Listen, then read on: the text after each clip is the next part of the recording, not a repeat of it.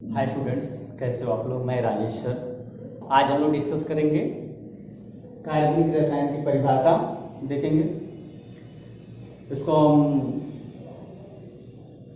Definition of organic chemistry भी English में कहते हैं। कार्बनिक रसायन की परिभाषा, डिफिनीशन ऑफ ऑर्गेनिक केमिस्ट्री, क्या होती है ऑर्गेनिक केमिस्ट्री, इसके बारे में हम डिस्कस आज करेंगे।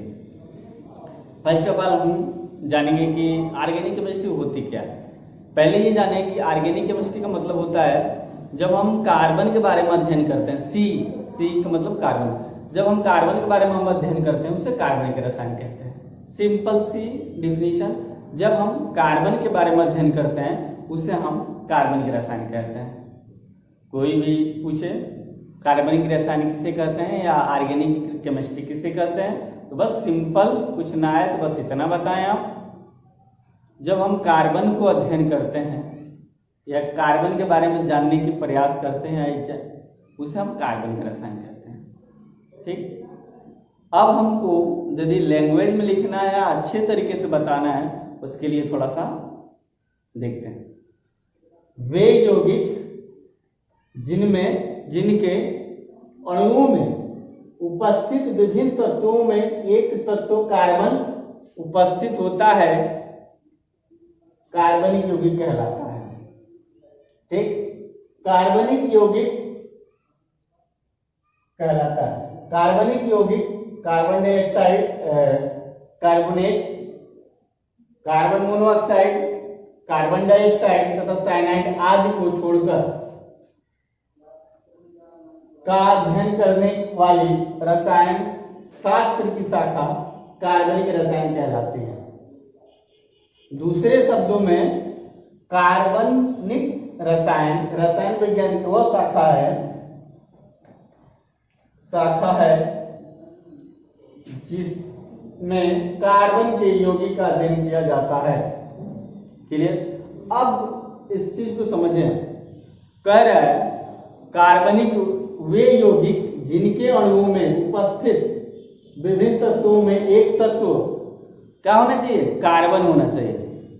कोई यौगिक है, उस यौगिक में कोई अणु हो, उस अणु में एक कार्बन होना जरूरी है, तभी वो कार्बनिक रसायन कहलाएगा। ये कहने का मतलब है। तो वे यौगिक के अंदर क्या होते हैं, यौगिक अणुओं से मिलकर बने होते हैं, उन अणु तत्वों से मिलकर बने होते हैं। उनमें जो तत्व हो यानी कार्बन एक ना एक जरूर होना चाहिए। यदि ऐसा होता है तो उसे हम कार्बनिक यौगिक कहेंगे। क्या कहेंगे, कार्बनिक यौगिक। और कार्बनिक यौगिक के अध्ययन को हम कार्बनिक रसायन कहेंगे। ठीक, क्लियर। वे यौगिक जिनके अणुओं में क्या होना चाहिए, कोई एक ऐसा तत्व हो जो क्या हो, कार्बन हो, क्या हो, कार्बन हो, और ऐसे को हम कार्बनिक यौगिक कहेंगे। और कार्बनिक यौगिक कहेंगे। और कार्बनिक यौगिक जब हम अध्ययन करते हैं तो उसे हम कार्बनिक रसायन कहते हैं। क्लियर। अब कुछ जैसे कि यहाँ पे देखेंगे आप कार्बनिक यौगिक, जैसे कार्बन यहाँ पे लिखा है CO3 carbonate, CO carbon monoxide, carbon dioxide तथा साइनाइड आदि को छोड़कर। इसका मतलब ये हुआ कि ये जो है इनऑर्गेनिक केमिस्ट्री में आते हैं। Carbonate, carbon monoxide, carbon dioxide और साइनाइड, ये जो है ये कार्बनिक यौगिक नहीं है। क्या है, इनऑर्गेनिक केमिस्ट्री है, अकार्बनिक यौगिक है। क्लियर।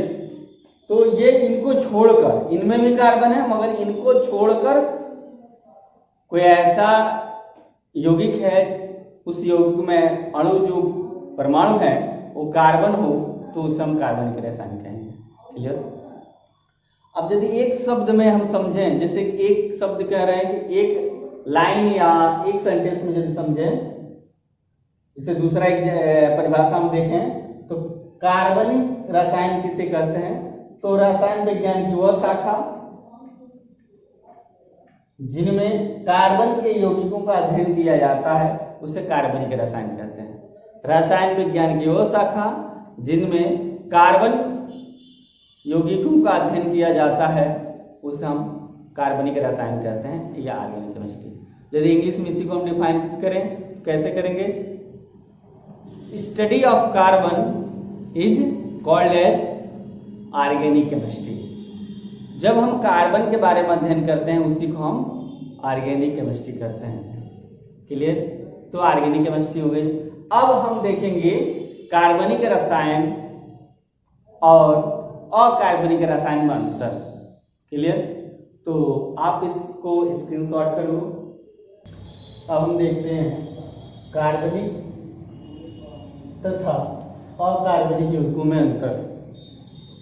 हम डेफिनेशन देखें, परिभाषा देखें। अब हम देखेंगे कार्बनिक तथा अकार्बनिक यौगिकों में अंतर क्या होता है, डिफिनीशन क्या होता है, डिफरेंस क्या होता है, दोनों में अंतर।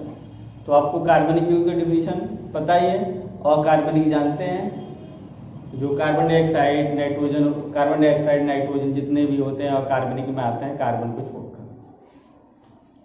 ठीक, अब देखते हैं यहाँ पे दोनों में अंतर है, कार्बनिक और अकार्बनिक में। तो ये कार्बनिक जो होता है ये ज्वलनशील होते हैं। कार्बनिक यौगिक जो होते हैं ज्वलनशील होते हैं। क्या होते हैं? ज्वलनशील होते हैं, यानी जलते हैं, ये ज्वलनशील होते हैं। ठीक, और ये क्या होता है? ये प्राय अज्वलनशील होते हैं। जो अकार्बनिक होता है क्या होता है? अज्वलनशील होता है, जलता नहीं होता है। और कार्बनिक यौगिक क्या होता है? वो जलता है। ठीक, जैसे पेट्रोल वगैरह जानते हैं आप लोग। अब देखते हैं ये विद्युत के कुचालक होते हैं। जो कार्बनिक यौगिक होते हैं क्या होता है? विद्युत के कुचालक होते हैं, उसमें विद्युत प्रवाहित नहीं होता है। और जो अकार्बनिक यौगिक होते हैं उसमें क्या होता है? ये विद्युत के सुचालक होते हैं, यानी कि विद्युत उसमें आराम से प्रविष्ट कर सकता है। समझ रहे हैं कि विद्युत के सुचालक का मतलब उसमें विद्युत यानी कि प्रवाहित हो सकता है। ठीक, जैसे आयरन लोहे में विद्युत जब यानी इलेक्ट्रिक उस पास करेंगे तो करंट मारेगा, बट लकड़ी वगैरह चाहे और भी सारी चीजें हैं जो कार्बनिक रसायन है उसमें करंट प्रवाहित नहीं होगा प्राय। चलिए, अब ये सहसंयोजक बंध द्वारा जुड़े होते हैं, यानी कार्बनिक यौगिक जो होते हैं उसके बीच में सहसंयोजक बंध द्वारा जुड़े होते हैं। और अकार्बनिक जो होता है इलेक्ट्रोबॉन्ड के द्वारा जुड़े होते हैं, यानी कि उसको हम बोलते विद्युत संयोजक बंध भी बोल सकते हैं या आयनिक बंध भी, दोनों बोल सकते हैं। ठीक ना? तो जो कार्बनिक रसायन होती है वह सहसंयोजक बंध द्वारा जुड़े होते हैं, जिसको इंग्लिश में बोलते हैं कोवैलेंट बॉन्ड। कोवैलेंट बॉन्ड का मतलब क्या होता है? दो परमाणुओं के बीच में जब इलेक्ट्रॉन की साझेदारी के द्वारा बंध जो बनता है उसे हम सहसंयोजक बंध कहते हैं। और इलेक्ट्रोवैलेंट बॉन्ड यानी वैद्युत संयोजक बंध किसे कहते हैं? जब इलेक्ट्रॉन एक परमाणु दूसरे परमाणु को इलेक्ट्रॉन देता है और दूसरा परमाणु इलेक्ट्रॉन को लेकर अपना अस्थायित्व प्रदान करता है, उसे हम बोलते हैं इलेक्ट्रोवैलेंट बॉन्ड। इसमें जब इलेक्ट्रॉन एक दूसरे को देता है तो उसके ऊपर चार्ज आ जाते हैं, जिसको हम उसको आयनिक बॉन्ड भी कहते हैं। क्लियर? तो ये कार्बनिक रसायन प्राय क्या करते हैं? उसके जो परमाणु यौगिक होते हैं उस यौगिक में जो परमाणु होते हैं एक दूसरे से सहसंयोजक बंध द्वारा जुड़े होते हैं। और अकार्बनिक में इलेक्ट्रोवैलेंट बॉन्ड या आयनिक बॉन्ड कह सकते हैं, या उसी को हम नाम दे सकते हैं विद्युत संयोजक बंध द्वारा जुड़े रहते हैं। ठीक, अब हम बात करते हैं अगला। इन यौगिकों में एक विशेष गंध होती है, यानी कि जो कार्बनिक रसायन होते हैं ऑर्गेनिक केमिस्ट्री, ऑर्गेनिक कंपाउंड्स, उसमें एक विशेष प्रकार की गंध होती है जो स्मेल करती है, आपको महकाएगी। तो कार्बनिक रसायन में ऐसा देखने को मिलता है। ठीक, वही बात करते हैं यदि अकार्बनिक में, तो अकार्बनिक में क्या होगा? प्राय गंध नहीं होता। कुछ ऐसे जो गैसेज हैं या लवण है, सॉल्ट हैं, उनमें गंध देखने को मिल सकता है, बट प्राय उसमें गंध नहीं होता है। मगर कार्बनिक रसायन में क्या होता है? गंध होता है।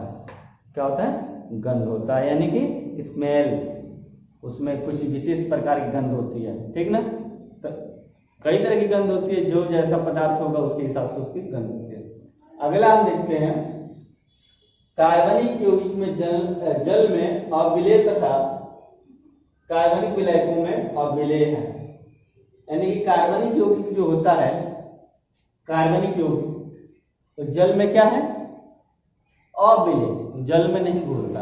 यानी कि जो कार्बनिक यौगिक आप ले लेंगे, उस कार्बनिक यौगिक को जल में घोलेंगे घोला जाए तो जल में क्या होगा, वो नहीं घुलेगा और विलय होगा, उसमें घुल नहीं पाएगा, वही अविलय होगा। वही चीज हम देखते हैं इसमें अकार्बनिक रसायन में।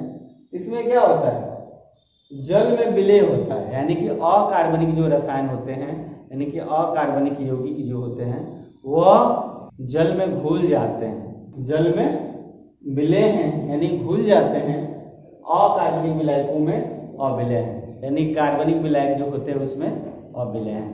जैसे कार्बनिक विलायक क्या होता है, जैसे कि कार्बनिक विलायक हमने कहा कार्बनिक यौगिक जल में और विलय कर कार्बनिक विलायकों में घुल जाते हैं, जैसे कि बेंजीन हो गया, फिनॉल हो गया, ये सब कार्बनिक विलायक है। ये सब CCl4 हो गया, टटर, तो ये कुछ ऐसे कार्बनिक विलायक है। जब ऑर्गेनिक केमिस्ट्री आप पढ़ेंगे आगे चल के तो उसमें कार्बनिक विलायक क्या क्या होते हैं, कार्बनिक रसायन कार्बनिक विलायक में घुलता है।